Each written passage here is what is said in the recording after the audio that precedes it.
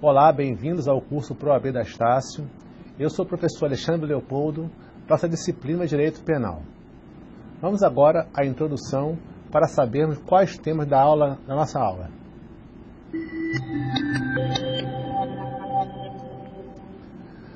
Na aula de hoje, veremos os seguintes princípios penais constitucionais: o princípio da legalidade, da anterioridade, da intervenção mínima, da insignificância, da presunção de inocência, individualização das penas, princípio da irretroatividade, o tempo do crime, conflitos de leis penais no tempo e as leis penais temporárias e excepcionais. Então agora trataremos do primeiro ponto da nossa aula, os princípios penais constitucionais.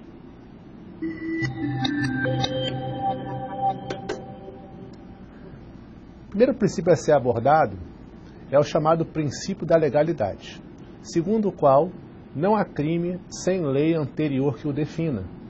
Ou seja, o Estado, para fazer uma imputação penal a alguém, para imputar a um crime a alguém, deve previamente editar uma lei penal definindo com clareza qual a conduta que ele quer proibir. Essa lei penal deve ser editada, deve ser elaborada pela União através do Congresso Nacional, já que a União é quem tem competência para legislar sobre direito penal. Então, o Congresso Nacional fará uma lei ordinária e essa lei após publicada, sancionada, enfim, terá validade para aplicação penal. Mas para imputar um crime a alguém, deve o Estado fazer por meio de lei. A razão desse princípio tem como principal fundamento o respeito a um valor que é fundamental ao direito, que é o valor da segurança jurídica. Em termos práticos, isso quer dizer que o cidadão ele é livre para fazer tudo que a lei não proíbe ou a fazer tudo que a lei permite. Então, nesse caso, o cidadão tem a certeza, a segurança, que ao fazer algo que a lei não proíbe, não incidirá uma pena sobre sua conduta. Assim, o Estado, para respeitar essa liberdade nas escolhas e a segurança jurídica, só deve criar um crime por meio de lei penal. Esse princípio possui algumas funções que cabe nós aqui explicarmos cada um delas devido à sua importância. Então, a primeira função do princípio da legalidade, por exemplo, é proibir, não permitir que uma lei penal nova retroaja para ser aplicada a casos passados, justamente para que não coloque em risco a segurança jurídica do indivíduo. Então, a lei penal não pode retroagir para prejudicar, ela só pode ser aplicada de quando ela é publicada para frente, a não ser em casos que ela beneficie. Se ela for criar um crime, essa lei nova não pode, hipótese alguma, ser aplicada para fatos anteriores à época de que não era crime. Uma segunda função do princípio da legalidade é a proibição da incriminação, por exemplo, de crimes pelos costumes. Ou seja, em certos casos, um mau costume ele é prejudicial à sociedade. Não é por isso que o Estado pode punir o indivíduo sem que antes o seu órgão legislativo, o seu poder legislativo tenha criado uma regra e tenha definido por lei qual é esse comportamento proibido e aí sim poder punir o indivíduo. Enquanto não tiver uma legislação sobre esse costume que provoque certo dano coletivo ou individual, não poderia o Estado, em hipótese alguma, punir a pessoa a não ser que estivesse feito por meio de lei. A terceira função desse princípio é proibir o emprego da analogia para criar crimes. Certos comportamentos não ainda existem a previsão legal sobre as condutas. Não pode o Estado, no seu poder de punir, pegar um crime semelhante e aplicar a esse caso que não existe previsão legal, porque assim ele estará aplicando analogia em caso para criar um crime. E por último, a quarta função desse princípio é que a lei penal ela deve ser clara, precisa. A lei penal não se pode traduzir numa indefinição, numa incerteza, justamente porque o cidadão há de ter a segurança de que ele tenha a certeza de que ele pode fazer o que ele não pode fazer. Então, uma lei penal que venha com conceitos muito vagos, muito abertos, muito abstratos, sem uma clareza do que realmente o Estado quer proibir, essa lei certamente fere o princípio da legalidade, porque ela não traz um conteúdo bastante explicitado. Em relação a esses temas aqui, a esses pontos, as funções da legalidade, eu chamo a atenção de você porque essa questão aqui, esses elementos, já foram objeto de uma prova da OAB na segunda fase. E é justamente para isso que nós estamos aqui, para lhe auxiliar a conquistar o seu objetivo, que é a aprovação na segunda fase da OAB. Então vamos lá, ficar atento a isso. Peço a vocês então que fiquem ligados nesse ponto que eu vou abordar com vocês agora.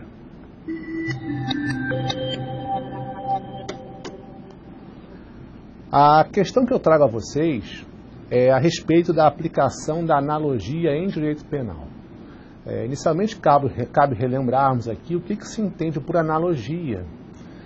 Na realidade, a lei ela é sempre um ato de criação imperfeito, porque ela é feita para algo que irá acontecer. Então, o Estado não tem como prever todas as situações que podem acontecer ao elaborar uma lei. Então, é natural que uma lei possua lacunas, possua dados em que o fato acontece, ela não tem alcance por esse fato que ela não previu. Uma forma de complementar, de aplicar essa lei, seria o emprego da analogia, que é um método de integração do direito. É um método de complementar essa lacuna com uma outra lei que trata de um caso semelhante, né, que tem o Estado emitido a sua vontade. Pode ser que essa vontade seja semelhante àquela que ele não previu, naquela em que há lacuna. Então, para isso, para integrar o direito, se emprega a analogia. Mas em direito penal, nós temos que verificar qual tipo de analogia está sendo aplicada, porque existem dois tipos de analogia. A primeira, chamada analogia in malam partem. Isso quer dizer que essa analogia ela é prejudicial à parte. Ela prejudica o réu, o acusado. Portanto, se ela está prejudicando o acusado, ela jamais, em hipótese alguma, pode se criar um crime ou trazer qualquer consequência prejudicial ao acusado, porque só há crime e só há situações que prejudicam o acusado se for por meio de uma lei. Já a segunda analogia é a chamada analogia in bonam partem, quer dizer, ela vem para beneficiar, é a analogia que beneficia o acusado. Então, nesse caso, como não há nenhuma restrição a beneficiar, ela é permitida em direito penal. Então, aqui no nosso slide, está lá bem colocado aqui, que a analogia in malam partem prejudica, portanto, ela é vedada, e a analogia in bonam partem, ela é permitida. Eu trago aqui para vocês agora a questão que foi objeto do 10º exame de ordem da OAB, na segunda fase. Em resumo, assim, a questão está bem colocada no slide, em resumo, o Ministério Público requereu a revogação do prazo, a interrupção do prazo para a concessão do livramento condicional com base na falta grave praticada por um preso, por um condenado. Só que a falta grave é um dos motivos para a regressão do regime, o que são institutos diferentes. Uma coisa é o livramento condicional, né, é uma fase da execução da pena, e outra coisa é a modificação do regime. Então, como está aqui na questão, o Ministério Público, tomando conhecimento da prática de uma falta grave, pugna pela interrupção do prazo de contagem para efeitos de concessão do livramento condicional. Em interpretação sistemática, e aqui que está o perigo, né? Interpretação sistemática com base no artigo 118.1 da Lei de Execuções Penais. Ora, o artigo 118.1 trata de um tema específico, que é a regressão do regime. E o artigo 83 trata de outro tema, que é o livramento condicional.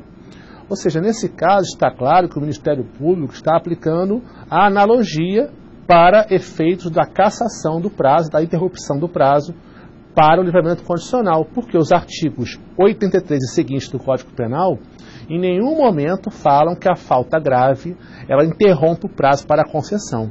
Então está claro que o Ministério Público está pretendendo aqui uma aplicação por analogia de um instituto da regressão do regime para aplicação no livramento condicional. Por fim, a questão pede a você que aborde, né, justamente os princípios penais e mais o entendimento dos tribunais superiores. Então, reparem, a questão tem dados específicos a serem abordados.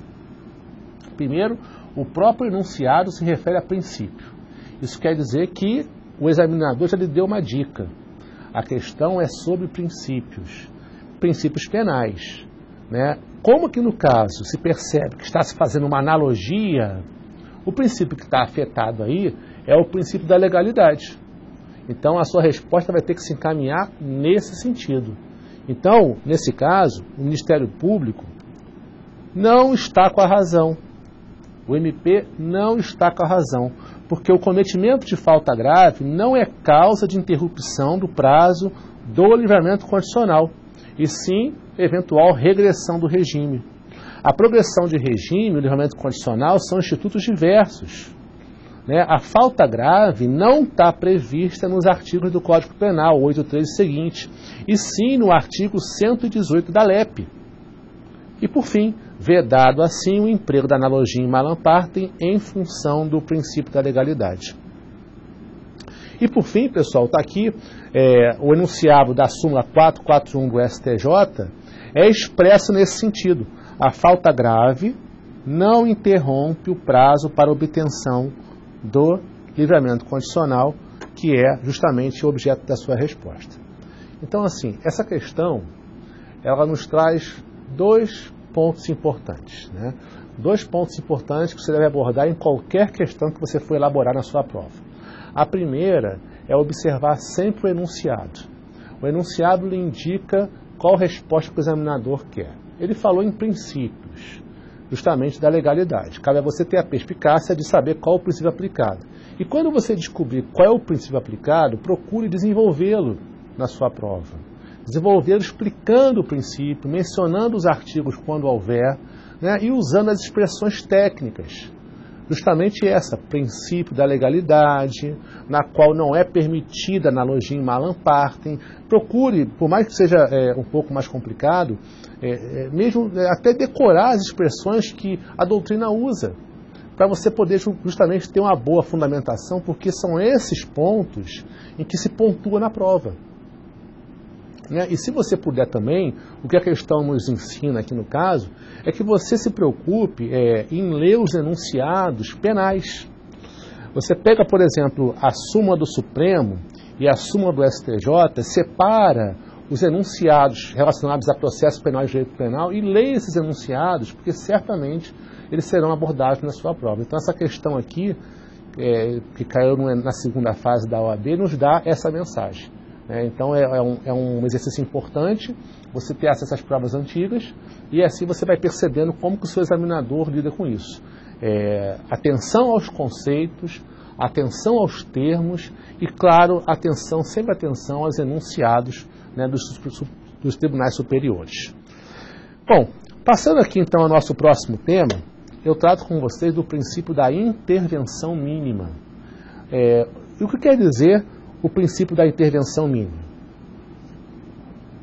A intervenção mínima quer dizer que o direito penal só deve ser aplicado em último caso. Como assim em último caso? Pensa na seguinte situação. O direito penal é o ramo mais rigoroso que o Estado tem para prevenir lesões a bens jurídicos. Ele é o mais incisivo. Ele é o que mais incide na esfera privada do cidadão, porque a sua regra é acarretar a perda da liberdade. Sendo assim, ele só deve ser usado naqueles casos que ele se justifique de maneira clara, ou seja, os casos extremamente graves. Nossa Constituição, elenca uma série de direitos, né? Direito civil, o direito trabalhista, o direito empresarial, administrativo.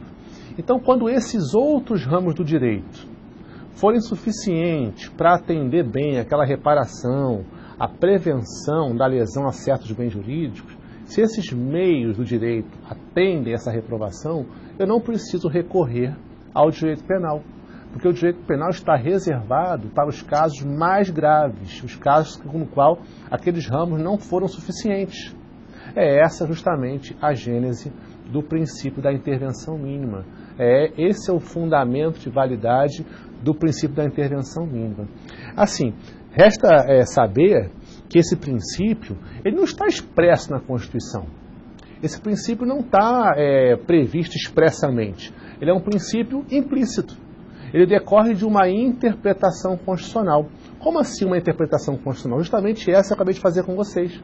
Se outros ramos do direito, né, com as suas formas, conseguem reparar, prevenir certa lesão a bem jurídico ou mesmo risco de lesão, o direito penal ele fica de lado.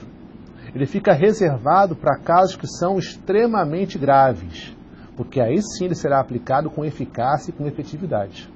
Fora isso, se delega aos outros ramos a prevenção, a reparação desses bens jurídicos.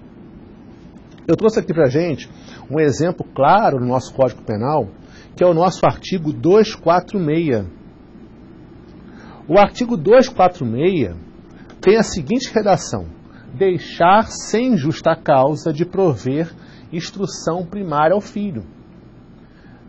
Veja bem, pessoal, um crime em que pune com a pena de prisão, ainda que pequena, né, a falta de o pai ou da mãe, do responsável, do caso aqui do filho, né, de não prover a instrução escolar. Em resumo, não pagar o colégio do filho, não dar atenção ao filho quanto à sua instrução, o chamado abandono material.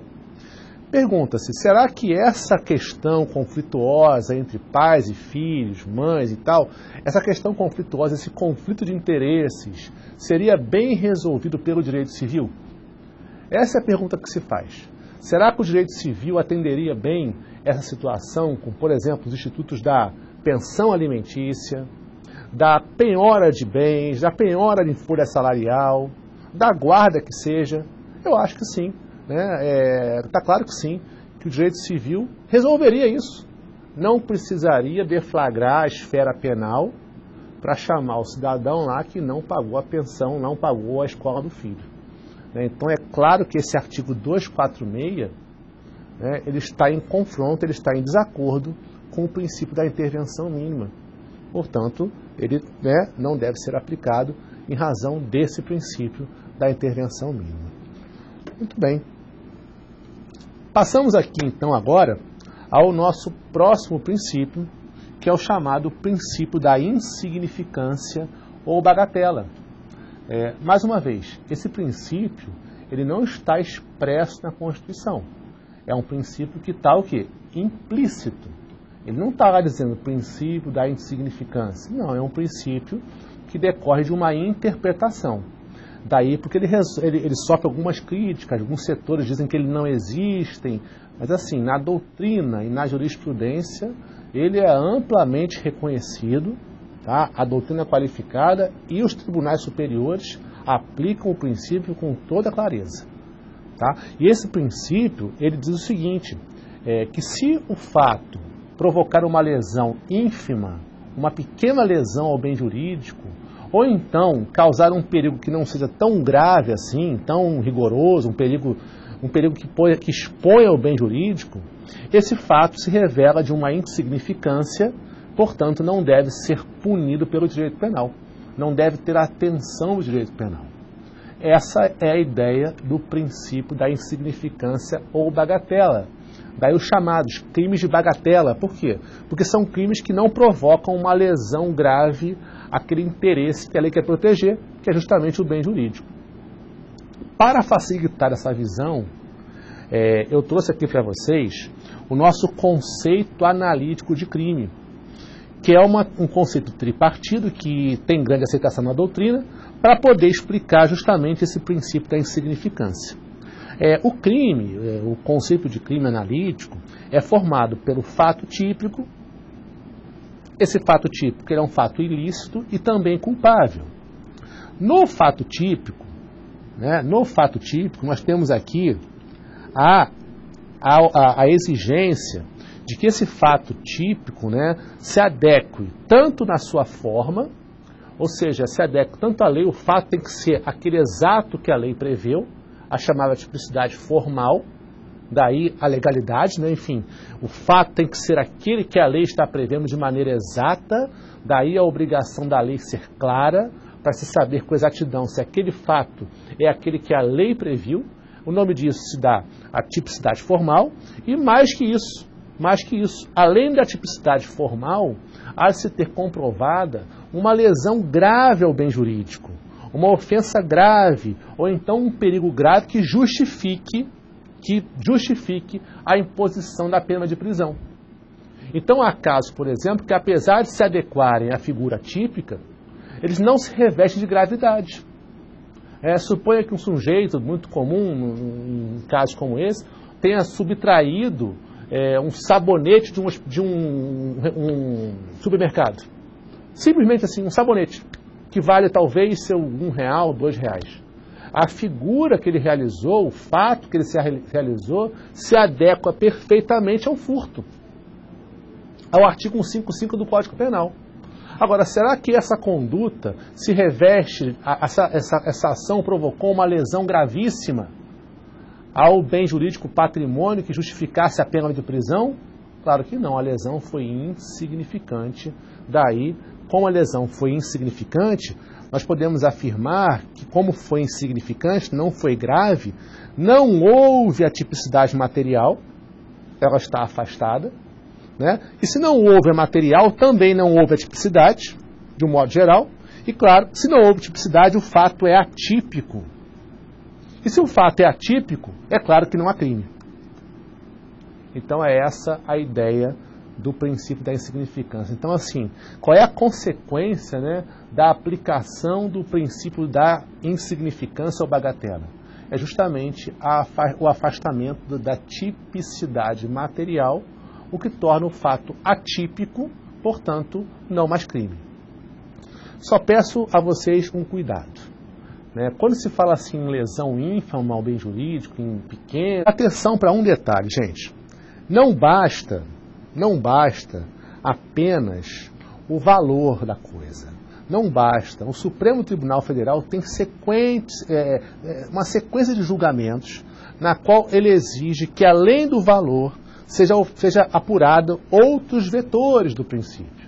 Como, por exemplo, aqui no nosso slide, nesse HC 118.738 do STF, lá vocês vão perceber, e esse acórdão se encontra no final desses slides, eu coloquei para vocês, na íntegra o acórdão. Por exemplo, requer que, além do valor e tal, haja uma mínima ofensividade da conduta do agente, que a ação do agente seja uma ação de pouca relevância, nenhuma periculosidade da ação. O que quer dizer isso? Nenhuma periculosidade da ação. É que essa ação não tenha reflexos sociais. A ação se restringe às partes, ao lesado e quem praticou a conduta. A ação não extrapola aquele ambiente. No exemplo que eu dei do mercado, por exemplo, o dano se refere somente àquele estabelecimento e ainda assim um dano ínfimo, um dano pequeno. Então não há reflexos sociais. A reprovação, será que esse fato merece reprovação ao ponto de decidir uma pena, prisão? Será que o direito penal é só uma vingança? É uma vingança privada? Quer dizer, não, a vingança, o direito penal é a proteção de bens jurídicos, mas nesse caso não se revestiu de gravidade. E por último, a inexpressividade da lesão, ou seja, a lesão foi pequena também, o furto de um sabonete não acarretou uma lesão grave. Então, eu peço a vocês que tenham atenção quanto a esses vetores, que vocês também façam o seu resumo no seu estudo, relembrem esses vetores, porque eles são constantemente alegados na jurisprudência do Supremo, e o seu examinador, na primeira fase, já perguntou exatamente isso. Ele trouxe uma questão na prova objetiva, justamente pedia a aplicação desses vetores. Está aqui no 8º exame de ordem, se você observar a resposta B, é exatamente, né, o que consta no julgado do Supremo e justamente autorizando, no caso, autorizando a aplicação do princípio da insignificância. Tá? Então, atenção a esse julgado. Acho que você deve separar esse julgado e estudar ele, porque ele pode, eventualmente, se repetir, cair em prova e principalmente na segunda fase. Nosso próximo princípio, também de muita importância, é o princípio da presunção de inocência. Esse agora um princípio expresso. Um princípio expresso. Segundo o artigo 5º, inciso 57 da Constituição, ninguém pode ser tratado como culpado a não ser que ocorra uma sentença condenatória transitada em julgado. Né? Esse princípio da presunção de inocência requer que o Estado trate esse sujeito como se fosse um inocente até que o Estado emita uma sentença e essa sentença passe em julgado, ou seja, que não cabe nenhum recurso mais para absolver esse acusado. Né?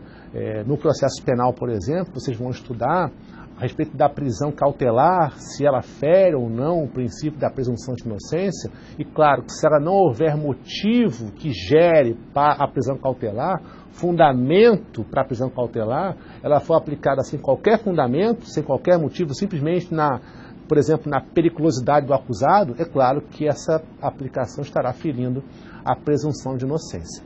Mas eu trago aqui para nós dois temas importantes em relação à área penal. O primeiro se refere à utilização de algemas e o segundo refere-se ao cálculo da pena. Tá? Portanto, eu peço a vocês agora que fiquem ligados nesses dois temas que eu vou falar com vocês agora.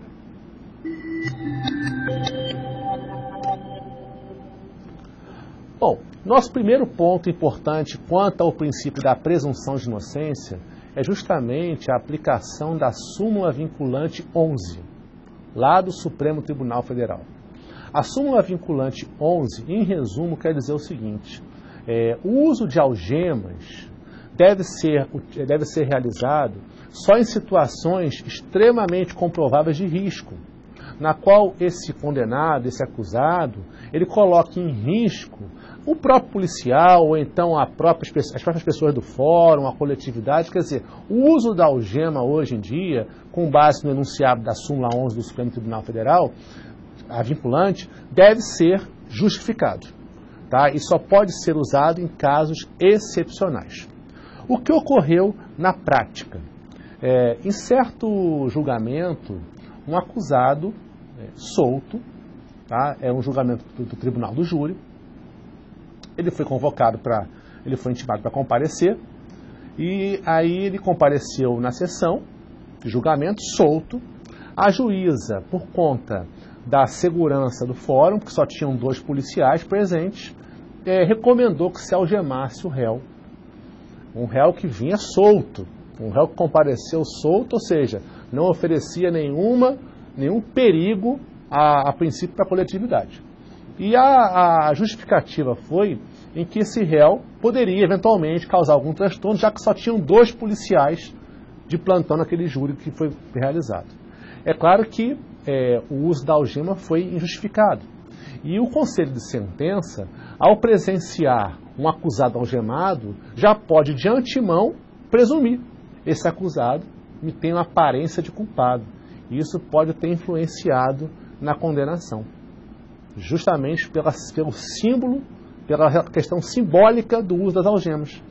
Essa questão chegou ao Supremo, está aqui o HC 91952, no informativo 514, e o ministro Marco Aurélio tornou nulo esse julgamento, decretou a nulidade desse julgamento, justamente com base na aplicação da súmula 11, que refere lá, súmula 11 vinculante.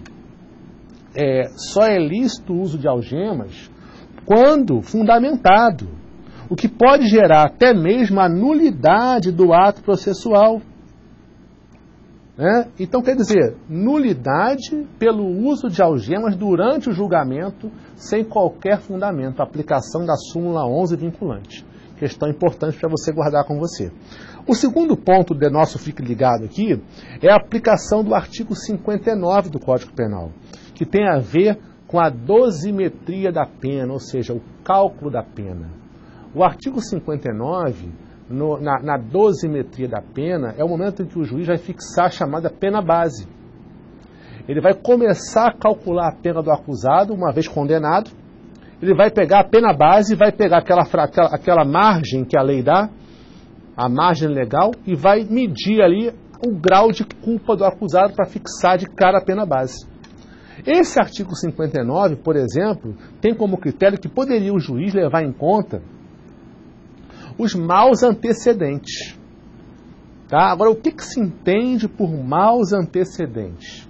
Maus antecedentes, segundo se entende, são as ações penais que esse acusado tem em curso, por exemplo, inquéritos policiais que estão em aberto, então são chamados maus antecedentes. E com base no artigo 59, o juiz pode levar em conta isso para aumentar a pena base do acusado. Ora, é claro que se o inquérito policial, que é apenas um procedimento administrativo, ou então a ação penal não transitou em julgado, não podem esses fatos serem levados ter influência na pena de outro crime. Porque esse sujeito, como está sendo julgado, é presumidamente inocente, como diz expressamente a Constituição, em que todos são inocentes até que ocorra o trânsito em julgado da sentença condenatória. Essa posição foi tão gritante, foi tão repetida na jurisprudência, que o STJ vem e elabora uma súmula, um enunciado 444 do STJ, e diz expressamente agora que é vedada a utilização de inquéritos policiais em ações penais em curso para agravar a pena base. Portanto, o enunciado 444 do STJ menciona que não pode mais a pena base, os maus antecedentes serem usados para agravar a pena base. E aí, mais uma vez, eu chamo a sua atenção para a jurisprudência do Supremo e do STJ. Reparem bem, duas questões altamente importantes. A súmula vinculante 11, que você deve com isso prestar atenção.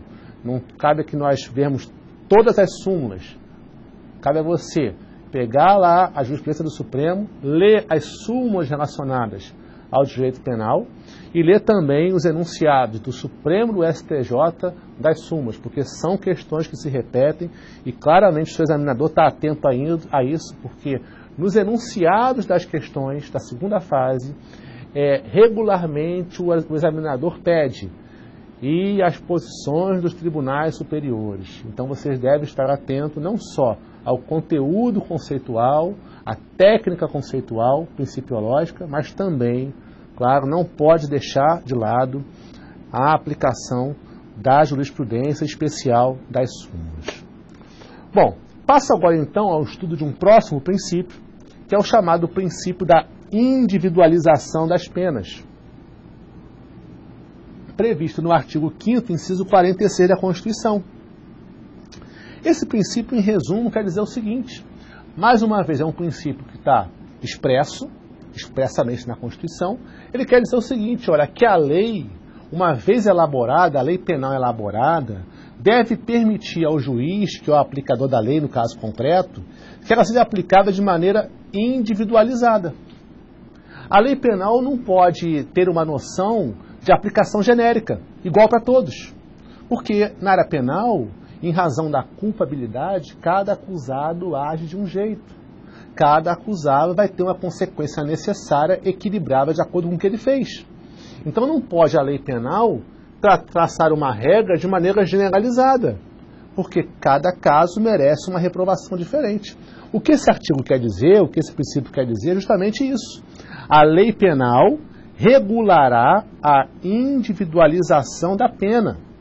Ou seja, a lei tem que permitir ao juiz que, no caso concreto, verifique qual é a pena, qual é o regime de pena adequada para cada um dos condenados. Né? Essa questão é tão também importante porque no exame de ordem 13 caiu uma questão relacionada a isso. Né? No exame de ordem 13, na segunda fase, 13º exame de ordem, caiu uma questão relacionada a esse princípio. Né? A questão, em resumo, dizia o seguinte: o condenado por tráfico de drogas, tá? O juiz do caso concreto determinou a aplicação do regime fechado baseado na gravidade do crime e no artigo 2º da Lei de Crimes Hediondos, que determina que aos crimes hediondos equiparados o regime deve ser o inicial fechado, ou seja, um regime para qualquer tipo de crime hediondo. Aplicação inicial fechada. Muito bem. Nesse caso, pergunto aos senhores: por mais que o crime seja hediondo, é possível existir uma graduação de culpabilidade? Claro que sim. Eu posso considerar o chefe do tráfico, o cara que comanda o tráfico, e posso considerar aquele sujeito que eventualmente vendeu um cigarro de maconha para um amigo, enfim, uma situação momentânea, isoladamente. Eu posso tratar os dois iguais só por ser tráfico? Obviamente que não. Obviamente que não. Apesar das duas condutas se amoldarem no mesmo tipo, elas requerem tratamento diferente. E é justamente essa a ideia do princípio previsto no artigo 5º da Constituição, que é o princípio da individualização das penas. O que vem tratando a questão? A questão fala o seguinte, ó: Pedro foi preso em flagrante por tráfico de drogas, portanto um crime equiparado a hediondo, e o juiz, após a instrução probatória, ou seja, após o processo, fixou o regime inicial fechado, com base só na lei, no artigo 2º, parágrafo 1º da Lei de Crimes Hediondos. Ele disse que o réu era perigoso, ele disse que o réu causava risco à coletividade, não disse nada disso. Ele só fixou o regime com base no artigo 2º, ou seja, usou o que a lei disse. Ele não fundamentou a necessidade do regime fechado. Então está claro que o juiz fixou o regime sem levar em conta a condição pessoal do réu, o que é uma clara violação ao princípio da individualização das penas. Além disso, né, o juiz também não permitiu a conversão da pena privativa em restritiva de direito, porque o mesmo parágrafo 4º do 33, por exemplo, veda. Veda expressamente. Por que veda? Porque talvez o regime de pena é incompatível com a substituição. Agora, será que todo e qualquer acusado de tráfico de drogas deva ficar obrigatoriamente em regime fechado? Ou seja, aquele sujeito que é reincidente, comanda uma organização criminosa, contra aquele que é primário e que eventualmente praticou uma conduta de tráfico? Claro que não. Há de se distinguir. Né? Então a questão pergunta, né? Mais uma vez, à luz da jurisprudência do Supremo, o seu examinador adora o Supremo e adora a jurisprudência, portanto, repetidamente, ele pede que as respostas sejam colocadas com base na decisão do Supremo. E B, com relação ao tráfico privilegiado, que é o caso, né, porque o réu aqui no caso, como foi o parágrafo 4º, não integra a organização criminosa, é primário, né, o tráfico é de pouca gravidade. Ainda com relação ao parágrafo 4º, é possível a conversão da pena de prisão em restritiva de direitos? O que o seu examinador quer é a posição do Supremo, do STJ e, claro, baseado nos princípios. Está claro aqui, ó, o juiz fixou o regime exclusivamente na gravidade do crime, o que já está errado, por sinal, porque o regime de pena ou qualquer consequência, aumento de pena, deve ser fixado na gravidade da conduta, do modo como foi realizada a conduta, no modo de quem é esse acusado, e não simplesmente na questão objetiva do crime. Não pode a sentença se fundamentar só no crime, deve se fundamentar no acusado, ou seja, esse acusado requer porque ele coloca em risco tal, porque fez isso assim, assim. Não com base no crime exclusivamente. E claro, o Supremo, nesse HC que eu coloquei para vocês aqui, no 111.840, declarou inconstitucional esse artigo 2º da Lei de Crimes Hediondos. Né? Em sequência, na questão B, nesse HC também 97256, o Supremo decidiu que esse parágrafo 4º da Lei de Drogas, do artigo 33, também é inconstitucional. Porque veda de maneira abstrata, genérica, a conversão das penas privativas em restritivas, sem qualquer fundamento. Cabe ao juiz criminal, ao juiz penal, no caso concreto, verificar se aquele acusado é ou não jus à substituição, claro, sempre ressalvado, né? Os votos sempre ressalvam que tem que ter respeitado os requisitos lá do artigo 44 do Código Penal, porque lá estão previstos os requisitos para a conversão da pena de prisão em restritivos direitos. Tá? Então, além de ter que apurar o caso concreto, há de se respeitar os requisitos. Então, mais uma vez, atenção aí, né, ao Supremo, ao STJ e nesses casos em que envolvem princípios. Né? Uma dica, vá até o site do Supremo, jurisprudência, princípios penais constitucionais, e bota lá a consulta. Você vai ver uma série de acórdãos relacionados aos princípios, ou mesmo os informativos semanais. É uma dica boa também para você reforçar esses princípios. Muito bem. Assim, passamos ao próximo princípio, que é o princípio da irretroatividade da lei penal. Para estudarmos esse princípio, eu chamo a atenção de vocês para olharmos para o artigo 4º do Código Penal.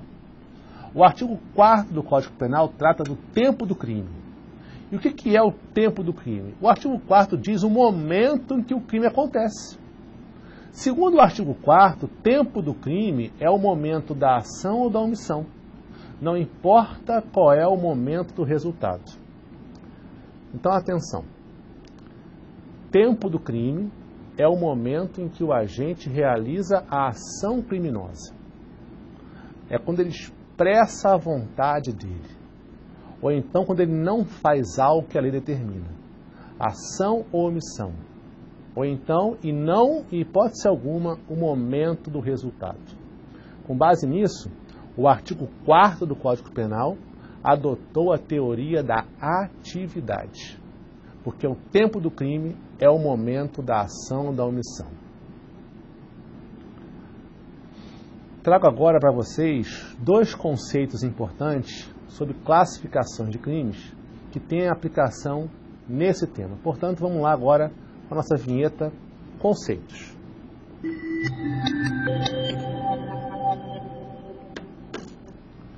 Dois pontos importantes. Primeiro, a classificação de crime instantâneo. Crime instantâneo é aquele em que a consumação ocorre de forma instantânea. É isso mesmo. Crime instantâneo é aquele que a consumação se dá de forma instantânea. Exemplo simples e clássico: homicídio. O autor realizou a ação de matar. A vítima morreu, consumou. Instantâneo.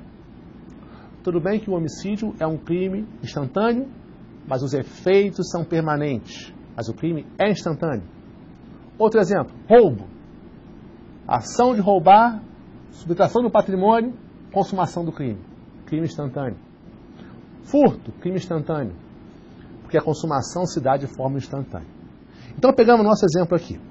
Eu quero saber qual foi o tempo do homicídio, quando foi o crime. Eu pergunto, quando foi a ação? A ação foi realizada no dia 1º/1. E o resultado só ocorreu no dia 10/1. Ou seja, a morte só ocorreu no dia 10/1. Pergunta-se, quando foi o crime? Ora, se a ação foi no dia 1º/1, é claro que o crime foi dia 1º/1. Não importa qual foi o resultado.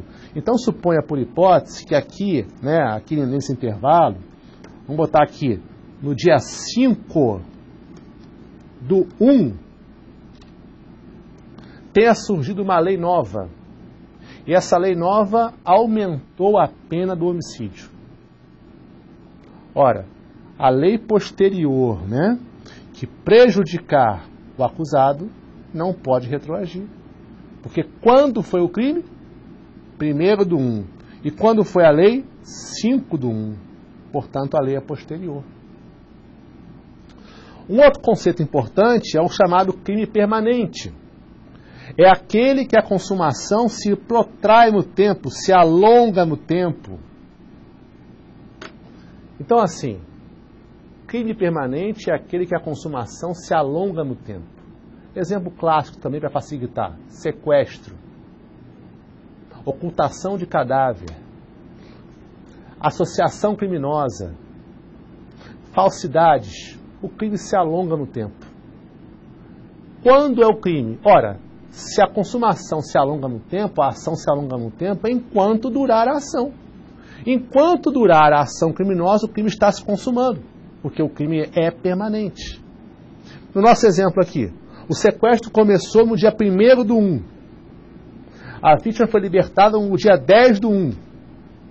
Suponha que a lei surja, igualmente no caso anterior, durante o sequestro. No dia 5/1, surgiu a lei nova que aumentou a pena. Ora, no dia 6/1, o sequestro continuou. Isso quer dizer que no dia 6/1 tinha ação de sequestro. Então a lei é anterior ao sequestro.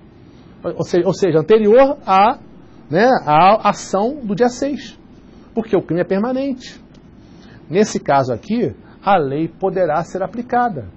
Porque durante o sequestro tinha a ação do crime. Não há nenhuma violação ao princípio da irretroatividade. O sequestrador, se sabe ou não, tinha como saber que a lei ia ser aumentada. Ele poderia muito bem, no dia 4, soltar a vítima. Eu não quero a lei nova. Mas quando ele passa para o dia 5, do dia 6, praticando a conduta, ele está ciente, ou deveria estar pelo menos, que essa lei será aplicada a ele. Então não há nenhuma violação ao princípio da irretroatividade. Uma rápida distinção, pessoal. Crime permanente não é igual a crime continuado. Crime continuado, modalidade de concurso de crimes. Crime permanente, classificação de crimes que a consumação se protrai no tempo. À frente teremos concurso de crimes, repetiremos isso. Muito bem, passamos então, pessoal, ao nosso próximo slide, que trata justamente dos artigos 5º e 2º do Código Penal, que tratam do princípio da irretroatividade. E agora, mais uma vez, princípio expresso na Constituição. O artigo 5º e o artigo 2º do Código Penal tratam do princípio da irretroatividade da lei penal. Tá? Princípio esse expresso. A lei penal não retroagirá, mas retroagirá, salvo para beneficiar o acusado. Assim, gente, na área penal é muito comum a sucessão de leis penais no tempo. A área penal desperta muitas paixões do Congresso, da sociedade, então sempre uma lei penal é editada revogando a anterior. Sempre. É uma sucessão de leis penais no tempo, isso modifica a pena e, claro, essa sucessão de leis penais no tempo gera o quê? Um conflito quanto à sua aplicação. Isso é uma situação comum na nossa legislação penal. Sucessão de leis penais no tempo. E essa sucessão de leis penais no tempo gera uma situação conhecida em direito penal, que é o nosso próximo assunto aqui, que são chamados conflitos de leis penais no tempo. Que a doutrina elenca 4 tipos de conflitos. O primeiro conflito chamado aqui é o nosso conhecido pela doutrina como abolício criminis. Abolício crimes. O nome é abolício crimes, a tradução é abolição do crime. Ou seja, extinção do crime. Uma lei nova que revoga um crime anterior, mais que isso, deixa de considerar criminoso um fato. A consequência disso, extinção da punibilidade, artigo 107, inciso 3 do Código Penal. Revogou, o Estado mudou a sua concepção jurídica sobre aquilo. Exemplo, tranquilo, né? Adultério, artigo 240, o adultério foi revogado, ou seja, o Estado não pune mais o adultério. Por quê? Porque se mudou a concepção, claro, né? Entendeu que se aquela conduta não tem mais reflexos penais. Consequência, abolisse os crimes. Tá? Atenção para um detalhe aqui. O artigo 2º do Código Penal, vou voltar aqui um pouquinho, no caput, né, é que trata da abolição dos crimes. E fala o seguinte, ó, fato que a lei posterior deixa de considerar crime. Então, atenção, não é a mera revogação do artigo, é mudança de concepção, porque às vezes a lei revoga um artigo e transfere para outro. Exemplo do estupro, atentado violento ao pudor, passou do 214 para o 213, estupro hoje.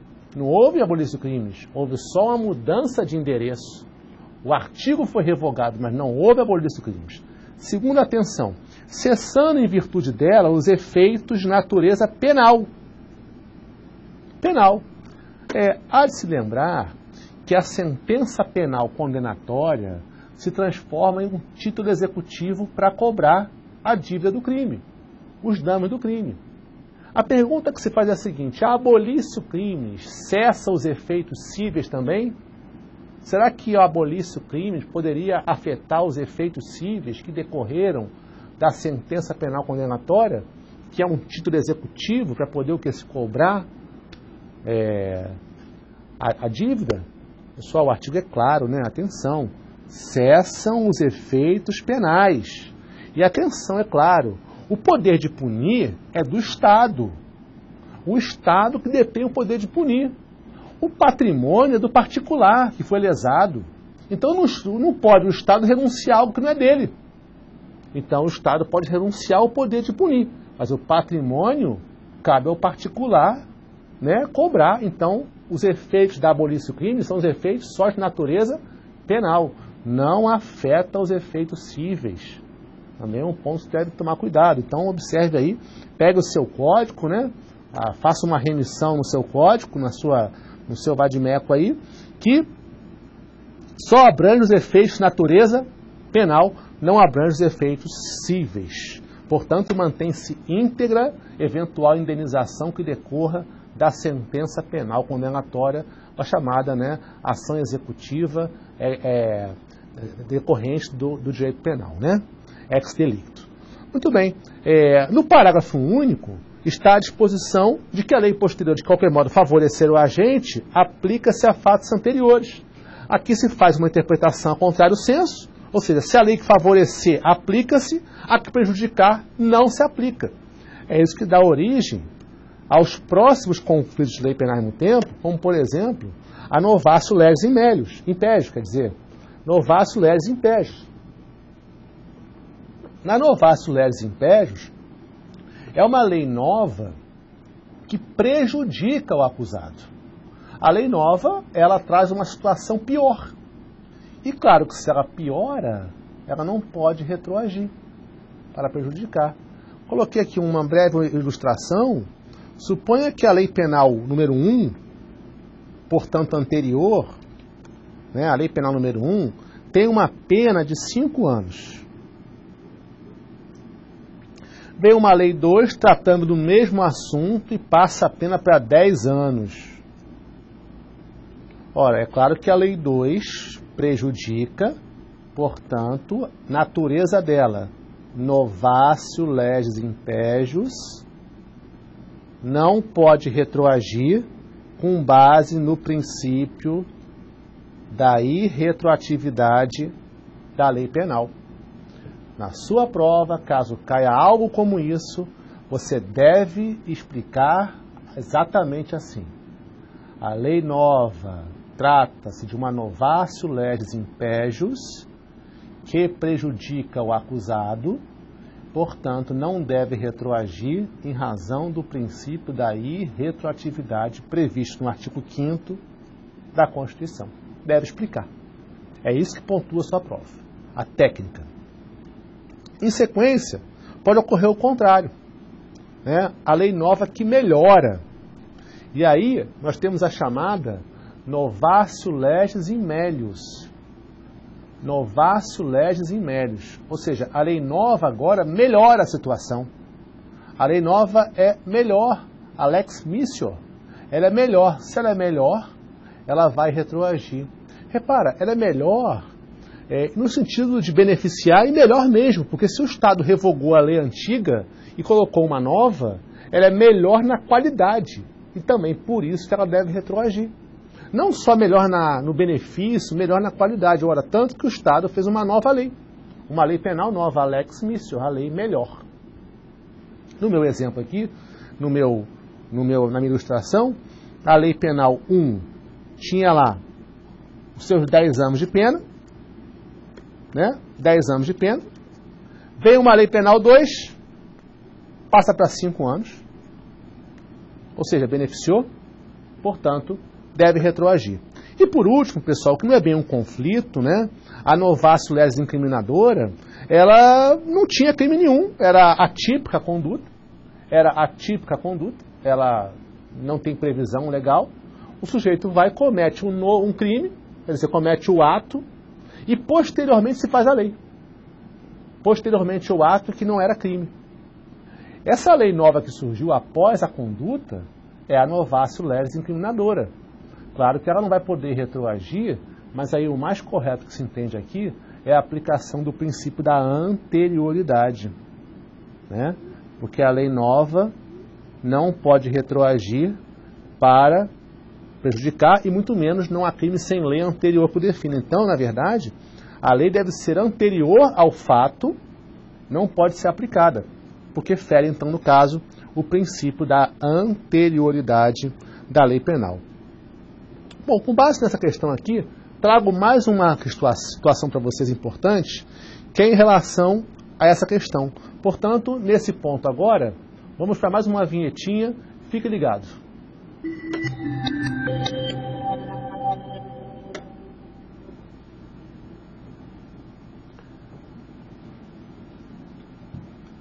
A questão é a seguinte. Como eu mencionei para vocês, no direito penal é comum uma sucessão de leis penais no tempo. Né? Sucessão de leis penais no tempo. Pode ser que as leis penais se alterem umas às outras. E aí surge a questão de que o fato é regido por uma lei anterior e a lei nova, em parte, melhora. Em parte melhora e em parte prejudica. Ou seja, eu posso utilizar a parte que melhora e pegar a lei anterior e conjugar as duas, ou seja, combinar as leis. Será que se pode fazer isso no direito penal? Combinar as leis para melhorar a situação do acusado? Olha, a jurisprudência do Supremo e também do STJ tem a seguinte posição. Eles entendem o seguinte, olha, deve-se fazer uma análise sobre as duas leis em completude, a lei anterior e a lei nova. Aplica-se as duas ao caso.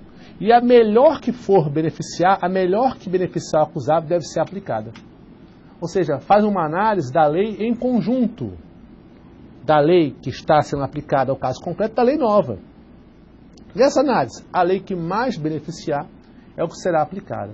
Isso foi expressado num voto pelo ministro Ricardo Lewandowski, lá no informativo 727, que vocês podem conferir, no RS 600.817. Né? E ele expressamente veda a combinação de leis na área penal, mas permite a retroatividade da lei melhor, ou seja, a lex missior, para aplicar a que mais beneficia o acusado. Acórdão no final desse slide. Lá no final tem esse acórdão. E também o STJ, no enunciado 501, também permitiu a aplicação da lei 11.343, aquela questão do parágrafo 4º do 33, na íntegra, desde que seja mais favorável ao acusado, sendo vedada, e aqui está expresso, sendo vedada a combinação de leis. Portanto, pessoal, atenção mais uma vez à jurisprudência do Supremo. Esses acordos que eu coloquei para vocês, podem separar eles e podem lê-los com frequência, porque são questões que, na minha opinião, são questões que podem ser objeto de prova.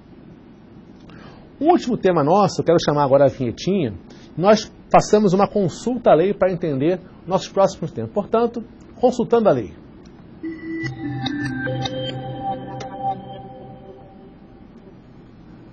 trago aqui 2 pontos importantes. O artigo 3º do Código Penal. Leis temporárias e leis excepcionais. Leis temporárias, prazo previamente fixado. A lei tem tempo de aprovar e tempo de vigir e tempo de terminar a vigência. Lei excepcional. A lei é criada por uma situação excepcional. Uma calamidade, uma guerra, uma inflação, enfim, situações que podem ser transitórias. Uma vez cessada a situação, a lei é automaticamente revogada. O que o artigo 3º fala é o seguinte: se o crime for praticado durante a vigência da lei, né, se o crime for praticado durante a sua vigência, é porque, e essa lei vier a ser revogada, ela continua sendo aplicada, mesmo que ela venha a ser revogada. Porque essas leis possuem o efeito da ultratividade. Então, suponha que a pena não tenha sido cumprida e a lei foi revogada. Ela continua sendo aplicada. Nós temos um exemplo recente disso, um exemplo até bastante factível de cair, que é o artigo 36 da Lei da Copa. Ela diz expressamente, né, a Lei da Copa trouxe alguns tipos penais, alguns crimes. A Lei da Copa prevê alguns crimes, que é lá em relação à Copa, né, a Copa do Mundo no Brasil. E essa lei prevê expressamente que ela vale até 31/12/2014. Ou seja, é uma lei temporária. Suponha que no dia 30 de dezembro de 2014 alguém pratique um crime. Ou seja, 2 dias após a lei estar revogada. Ela continuaria sendo aplicada? Pelo artigo 3º, sim. Porque ela tem o efeito da ultratividade. Ela vale para frente, ela mesmo revogada continua a produzir efeitos. O artigo recebe crítica da doutrina, crítica, por exemplo, dizendo que esse artigo não foi recepcionado, porque se a lei foi revogada, não há crime, não há lei, não há crime, portanto, haveria abolício crimes, porém, né, o artigo 3º está em vigor ainda, ele está no Código Penal e caso caia alguma questão, você tem que saber a distinção entre uma e outra e que, principalmente, ela tem o efeito o quê? Da ultratividade. Se for uma questão aberta, né, você pode fazer a crítica em relação ao princípio da legalidade, já com o artigo não recepcionado. Pessoal, muito bem, chegamos ao fim da nossa aula. Vamos agora passar um rápido resumo, lembrança do que foi visto na aula de hoje.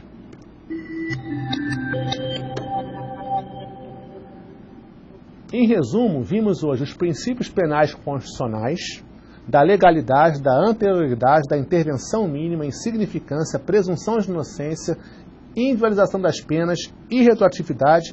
Vimos o tempo do crime, conflitos de leis penais no tempo e leis penais temporárias e excepcionais.